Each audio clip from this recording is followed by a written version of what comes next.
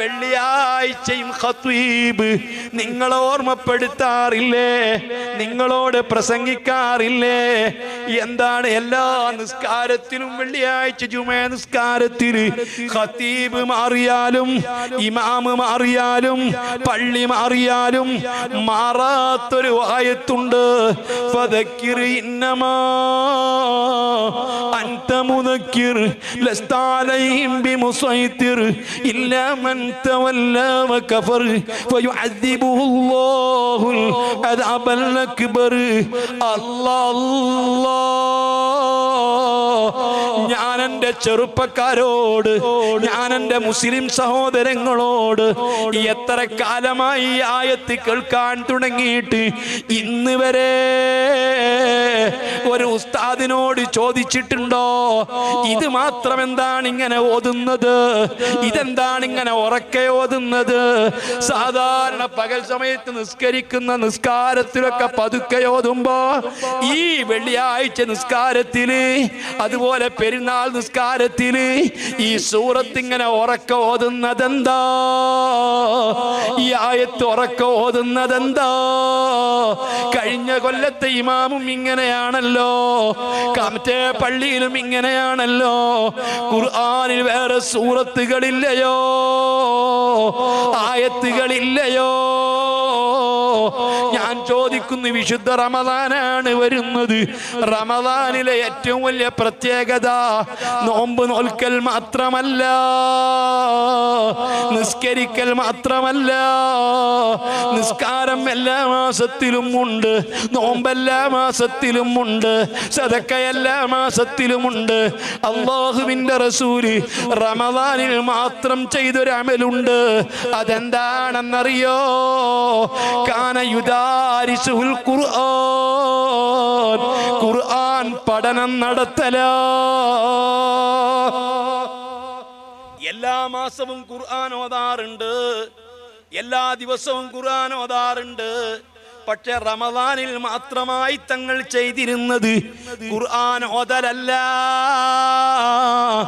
ഖുർആൻ മുദാറസത്ത് നടത്തല, പഠനം നടത്തല. അതെ, അതുവരേക്കും ജിബ്രീൽ അലൈഹിസ്സലാത്തു വസ്സലാം ഓതിക്കൊടുത്ത ഖുർആൻ അത് മുഴുവനും നബി സല്ലല്ലാഹു അലൈഹി വസല്ലമ തങ്ങൾക്ക് ഓതിക്കൊടുക്കുന്നു. മുത്തുനബി ഓതിക്കൊടുത്ത് ജിബ്രീൽ കേൾക്കുന്നു, അതിനെക്കുറിച്ച് പഠനം നടത്തുന്നു, സ്വഹാബത്ത് പഠനം നടത്തുന്നു. ഞാൻ ചോദിക്കുന്നു, 60, 70, 80 കൊല്ലം എത്ര റമദാൻ കഴിഞ്ഞു പോയി? ഇന്ന് വരെ ഒരു റമദാനിലെങ്കിലും വിശുദ്ധ ഖുർആൻ ഒന്ന് പഠിക്കണം, ഖുർആനിന്റെ അവതരണ പശ്ചാത്തലം പഠിക്കണം, ഖുർആനിന്റെ അഹ്കാമുകൾ പഠിക്കണം, ഖുർആൻ പറഞ്ഞ ചരിത്രം പഠിക്കണം, ഖുർആനിന്റെ പ്രത്യേകതകൾ പഠിക്കണം എന്ന് ചിന്തിച്ചിട്ടുണ്ടോ? ഈ റമദാനിലെങ്കിലും നിങ്ങൾ ഓർത്തോളോ, ഹബീബായ തങ്ങള് മറ്റു മാസങ്ങളിലൊന്നും ചെയ്യാതെ റമദാൻ മാസത്തിൽ മാത്രം ചെയ്തിരുന്ന പരിപാടി ഈ ഖുർആനിന്റെ പഠനമാണേ, ആശയ പഠനമാണേ. എന്തേ നിങ്ങൾക്ക് പഠിച്ചൂടെ? പള്ളികളിൽ ഉസ്താദുമാരില്ലേ, എന്തും പഠിക്കാൻ സൗകര്യമില്ലേ? എന്നാൽ മോനെ, നീ ചോദിച്ചിട്ടുണ്ടോ എല്ലാ വെള്ളിയാഴ്ചയും എന്താണ് ഈ ആയത്ത് ഓതുന്നത്? ഫദക്കിർ, നബിയേ നിങ്ങൾ ആളുകൾക്ക് ഓർമ്മപ്പെടുത്തി കൊടുക്കണം, അല്ലാഹുവിനെ പറ്റി ഓർമ്മപ്പെടുത്തി കൊടുക്കണം, ആഖിറത്തെ പറ്റി ഓർമ്മപ്പെടുത്തി കൊടുക്കണം, നരകത്തെ പറ്റി ഓർമ്മപ്പെടുത്തി കൊടുക്കണം, മരണത്തെ പറ്റി ഓർമ്മപ്പെടുത്തി കൊടുക്കണം, മുത്തുനബിയെ പറ്റി ഓർമ്മപ്പെടുത്തി കൊടുക്കണം, ഭാവി ജീവിതത്തെ പറ്റി ഓർമ്മപ്പെടുത്തി കൊടുക്കണം, അല്ലാഹു തന്ന നിഅമത്തിനെ പറ്റി ഓർമ്മപ്പെടുത്തി കൊടുക്കണം, ആരോഗ്യത്തെ പറ്റി ഓർമ്മപ്പെടുത്തി കൊടുക്കണം. ഇന്നമാ അൻത മുദക്കിർ, തങ്ങൾ ഇങ്ങനെ ഓർമ്മപ്പെടുത്തി കൊടുക്കേണ്ടയാളാണ്, പണ്ഡിതന്മാരിങ്ങനെ ഓർമ്മപ്പെടുത്തി കൊടുക്കേണ്ട ആളാണ്. ലസ്ത അലൈഹിം ബിമുസ്വൈ മുസൈത്തിരിൻ, ആരെയും നിർബന്ധിക്കണ്ട, നിർബന്ധിച്ചു മതപരിവർത്തനം നടത്തണ്ട, നിർബന്ധിച്ചു നിസ്കരിപ്പിക്കണ്ട, നിർബന്ധിച്ചു നോമ്പെടുപ്പിക്കണ്ട, ആരെയും മതത്തിൽ നിർബന്ധിപ്പിക്കണ്ട. പക്ഷേ ഓർമ്മപ്പെടുത്തി കൊടുക്കുക, ഇല്ലാമൻ തവല്ലാ വകഫറ ഫയുഅദ്ദിബുഹുല്ലാഹുൽ അദബൽ അക്ബർ. നബിയേ, ബോധമുള്ള പണ്ഡിതന്മാർ ഓർമ്മപ്പെടുത്തിയിട്ട്, മുത്തുനബിനെ പറ്റി ഓർമ്മപ്പെടുത്തിയിട്ട്, ആഖിറത്തെ പറ്റി ഓർമ്മപ്പെടുത്തിയിട്ട്, നരകത്തെ പറ്റി ഓർമ്മപ്പെടുത്തിയിട്ട്, മരണത്തെ പറ്റി ഓർമ്മപ്പെടുത്തിയിട്ട്, വരാൻ പോകുന്ന കാര്യങ്ങളെ പറ്റി ഓർമ്മപ്പെടുത്തിയിട്ട്, വകഫറ ഫയുഅദ്ദിബുഹുല്ലാഹുൽ അദബൽ അക്ബർ. എന്ത് മരണം, എന്ത് ഖബർ, എന്ത് മഹ്ശറ, എന്ത് നരകം, എന്ത് സ്വർഗം, അതുകൊണ്ടൊക്കെ എന്താ? നിസ്കരിച്ചില്ലെങ്കിൽ എന്താ? പണ്ഡിതന്മാര് പറയുന്നത് ശ്രദ്ധിച്ചില്ലെങ്കിൽ എന്താ? എങ്ങനെ മുടി മുറിച്ചാലെന്താ? എങ്ങനെ പാന്റ് ധരിച്ചാലെന്താ? ട്രൗസർ ഇട്ടാലെന്താ? തോന്നിയതുപോലെ ജീവിച്ചാലെന്താ? ലഹരി ഉപയോഗിച്ചാലെന്താ? അല്ല അല്ല, അതേ ഹാൻസും പാൻപരാഗും ഉപയോഗിച്ചാലെന്താ? MDA ഉപയോഗിച്ചാലെന്താ? കഞ്ചാവടിച്ചാലെന്താ? പലിശ വാങ്ങിയാലെന്താ? പലിശ കൊടുത്താലെന്താ? അവനവൻ സമ്പാദിച്ച സമ്പാദ്യം കൊണ്ട് മഞ്ഞ കല്യാണമോ ചോപ്പ് കല്യാണമോ ഏത് രൂപത്തിൽ പേക്കൂത്തുകൾ നടത്തിയാലെന്താ? ആലിമീങ്ങൾ പറയുന്നത് സ്വീകരിച്ചില്ലെങ്കിലെന്താ? ഖതീബ് പറഞ്ഞത് ശ്രദ്ധിച്ചില്ലെങ്കിലെന്താ? ഖതീബിനെ അനുസരിച്ചില്ലെങ്കിലെന്താ? മുതിർന്നവർ പറയുന്നത് സ്വീകരിച്ചില്ലെങ്കിലെന്താ? ഈ ധിക്കാരത്തോടുകൂടി ഇതൊക്കെ നിഷേധിക്കുന്നവരുണ്ടോ?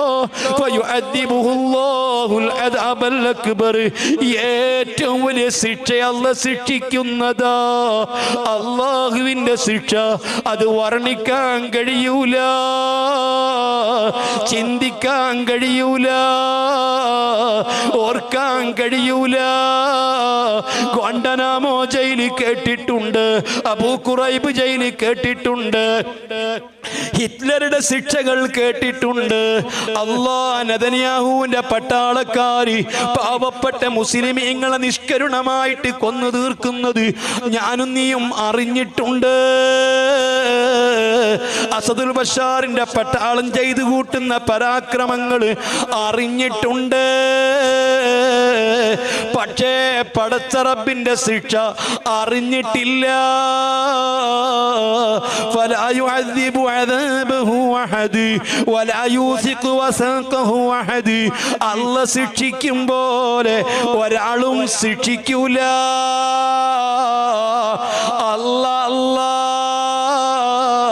നരകത്തിൽ എല്ല് കത്തൂല, നരകത്തിൽ മാംസം കത്തൂല, നരകത്തിൽ അല്ലാഹു സുബ്ഹാനഹു വ തആല ശിക്ഷിക്കുന്നതും കത്തിക്കുന്നതും മനുഷ്യരെയാ, ജിന്നുകളെയാ.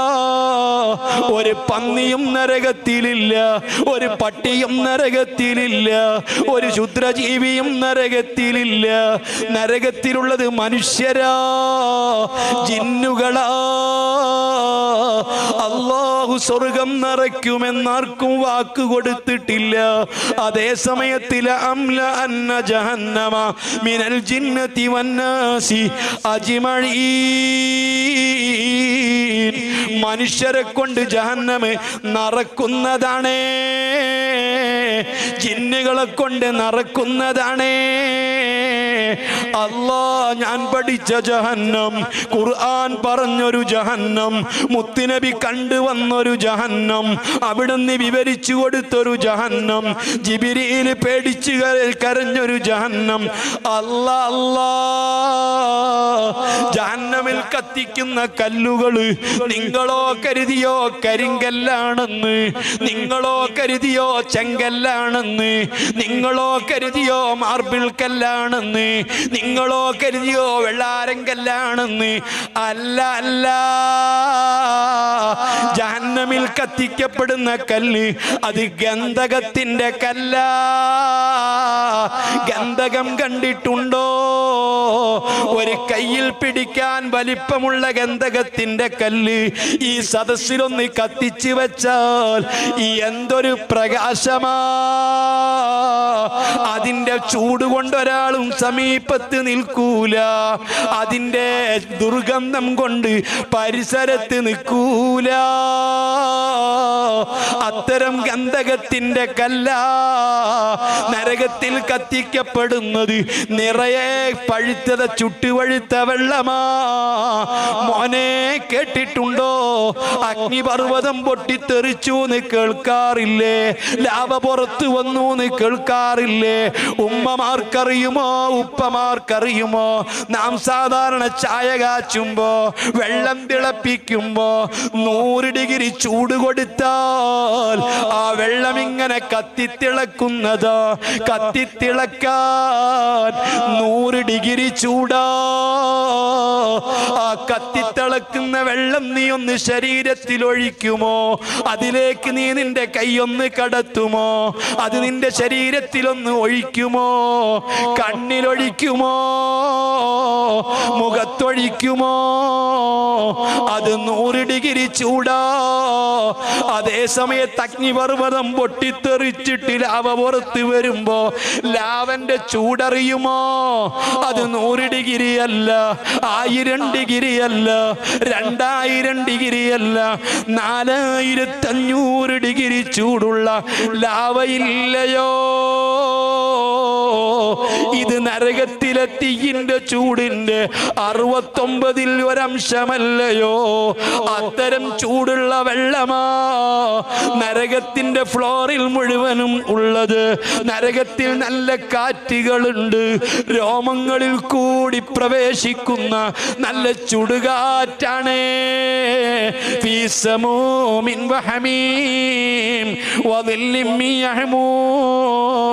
നരകത്തിൽ നല്ല തണലുണ്ട്.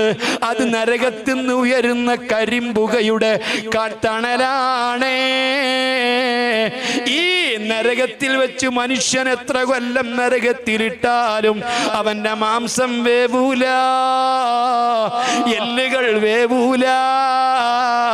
കുല്ലമാനളുജത് ജുലൂദുഹും ബദ്ദൽനാഹും ജുലൂദൻ ഗൈറഹാ. ഈ ഖുർആൻ പറയുന്നത് എന്താ? അല്ലാഹു സുബ്ഹാനഹു വ തആല നരകത്തിൽ വേദനാ സംവേദിനി സൃഷ്ടിച്ചിരിക്കുന്നത് മനുഷ്യന്റെ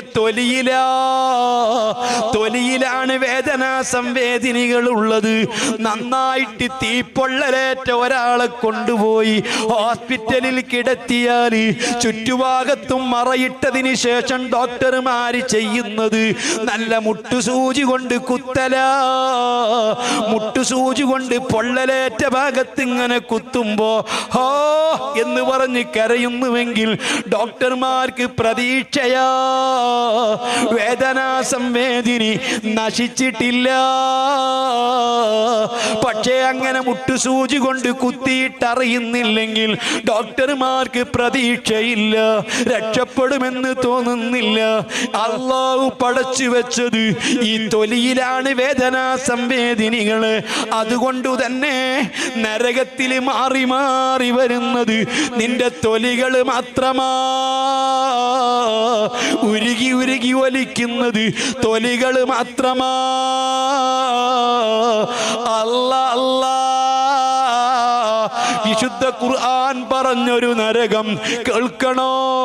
ആയിരക്കണക്കിന് 10000കണക്കിന് വർഷം ഈ രൂപത്തിൽ നരകത്തിൽ തൊലികൾ ഇങ്ങനെ മാറി മാറി ഉരുകി ഒലിച്ച് പകരം വരുമ്പോൾ അല്ലാഹു ദാഹമിട്ട് കൊടുക്കുന്നു, വിശപ്പിട്ട് കൊടുക്കുന്നു. അതിഭയങ്കരമായ ദാഹം കൊണ്ട് ചങ്ക് പൊട്ടുന്നു. ആ സമയത്ത് അവര് പൊട്ടിക്കരഞ്ഞ് ദുആ ചെയ്യുന്നു, യാ മാലികു, മാലിക് എന്ന മലക്കേ, ഒരു തുള്ളി വെള്ളം തരുമോ? ഫയുജീബുഹും മാലിക്കും ബഅദ സമാൻ. 10,000 കൊല്ലങ്ങൾക്ക് ശേഷം മാലിക്കിന്റെ സിംഹഗർജനം. ഇഖ്സഊ ഫിഹാ, മിണ്ടല്ലടോ മിണ്ടല്ലടോ. ദുനിയാവിൽ കള്ള് കുടിച്ച് രസിച്ചപ്പോ, ദുനിയാവിൽ വ്യഭിചരിച്ച് രസിച്ചപ്പോ, അള്ള തന്ന നിഅമത്ത് ഉപയോഗിച്ച്, ആരോഗ്യം ഉപയോഗിച്ച് തോന്നിവാസം ചെയ്തപ്പോ, ദുൽമ് ചെയ്തപ്പോ, അള്ള തന്ന കണ്ണുകൊണ്ട് ഹറാം കണ്ടപ്പോ, അള്ള തന്ന സംസാരശേഷി കൊണ്ട് ഹറാം പറഞ്ഞപ്പോ, അന്യ പെണ്ണുങ്ങളുമായി കിന്നാരം പറഞ്ഞപ്പോ, അന്യപുരുഷന്മാർക്ക് ചാറ്റ് നടത്തിയപ്പോ, സർവ തോന്നിവാസങ്ങളും ചെയ്തപ്പോ, അതേ ഒരു നിയമവുമില്ല, ഒരു മതവുമില്ല, ഒരു ബോധവുമില്ല. നീ അടിച്ചു പൊടിച്ച് ദുനിയാവിൽ ജീവിച്ചപ്പോ റബ്ബ് മിണ്ടിയില്ല, നിന്റെ വെള്ളം ഇറങ്ങൽ നിർത്തിയില്ല. അല്ലാ, ദുനിയാവിൽ എത്ര ആൾക്ക് വെള്ളമിറങ്ങാത്തതുണ്ട്, ഭക്ഷണം ഇറങ്ങാത്തതുണ്ട്, ദഹിക്കാത്തതുണ്ട്. കള്ളു കുടിക്കുന്നവനും അല്ലാഹു തആല അതൊന്നും പിൻവലിച്ചില്ല, മിണ്ടിയില്ല. എന്ത് ദുൽമു ചെയ്യുമ്പോഴും റബ്ബ് മിണ്ടുന്നില്ല, റബ്ബ് പിൻവലിക്കുന്നില്ല. എല്ലാം അല്ലാഹ് സഹിക്കുകയാ. എന്നാൽ ആഖിറത്തിൽ മിണ്ടല്ലടാ, ഒരക്ഷരം മിണ്ടല്ല. ശേഷം അല്ലാഹു കാരുണ്യവാനാണല്ലോ, റബ്ബത്ര കരുണ ചെയ്യുന്നവനാ. അവൻ കരുണ ചെയ്യുമെന്ന പ്രതീക്ഷയിൽ വീണ്ടും വീണ്ടും റബ്ബിനോട് ദുആ ചെയ്യുന്നു. ഒരു തുള്ളി വെള്ളത്തിന് പൊട്ടിക്കരഞ്ഞ് ദുആ ചെയ്യുമ്പോ ആകാശങ്ങൾക്ക് താഴെ കാർമേഘങ്ങൾ ഉരുണ്ടുകൂടുന്നു. മഴ പെയ്യുമെന്ന് പ്രതീക്ഷിക്കുന്നു, വെള്ളം കിട്ടുമെന്ന് പ്രതീക്ഷിക്കുന്നു, ശക്തമായിട്ട് വർഷിക്കുന്നു. വർഷിച്ച് താഴെത്തി നോക്കുമ്പോൾ വെള്ളമല്ല, അത്യുഗ്രശേഷിയുള്ള പാമ്പുകളാ, സർപ്പങ്ങളാ. ആ സർപ്പങ്ങൾ പെയ്തിറങ്ങുകയോ. ഈ കെറും ചൂടുള്ള വെള്ളത്തിന് പുറമേ, കരിമ്പുകന്റെ തണലിന് പുറമേ, നരകത്തിലെ ശക്തമായ തീ, ഗന്ധകത്തിന്റെ കല്ലുകൊണ്ട് കത്തിച്ച തീക്കനലിന് പുറമേ പാമ്പ് കടിക്കുന്നു, പെടയുന്നു, വീണ്ടും കരയുന്നു. ഒരു തുള്ളി വെള്ളത്തിനാ. രണ്ടാമതും മേഘപ്പാളികൾ ചുരുണ്ടുകൂടുന്നു. വെളുത്ത മേഘമാ. റബ്ബ് കാരുണ്യവാനാ. ഇത് വെള്ളം തന്നെയോ. വളരെ പ്രതീക്ഷയോടെ നരകത്തിൽ ആളുകൾ കാത്തിരിക്കുമ്പോ തേൾ മഴ പെയ്യുന്നു. ഖുർആനിലുള്ളതാ, തങ്ങൾ വിവരിച്ചതാ. സുബ്ഹാനല്ലാഹ്. അവിടെയാണ് അല്ലാഹു ഖുർആനിൽ പറഞ്ഞത്, ദൂഖൂ ഫലം നസീദകും ഇല്ലാ അദാബാ. ശിക്ഷയുടെ ഐറ്റംസുകൾ ഇങ്ങനെ മാറി മാറി തരാനല്ലാതെ ഇവിടെ ലഘൂകരിക്കാൻ, കുറക്കാൻ ഒരു നടപടിയുമില്ല. എൻ്റെ പ്രിയപ്പെട്ട മുത്തുമോമിനീങ്ങളെ, ആഖിർ സമാനിലെ മക്കളെ, ഇതെല്ലാം കഴിഞ്ഞിട്ട് റബ്ബ് പറയുന്നൊരു വാക്കുണ്ട്. എന്തിനാ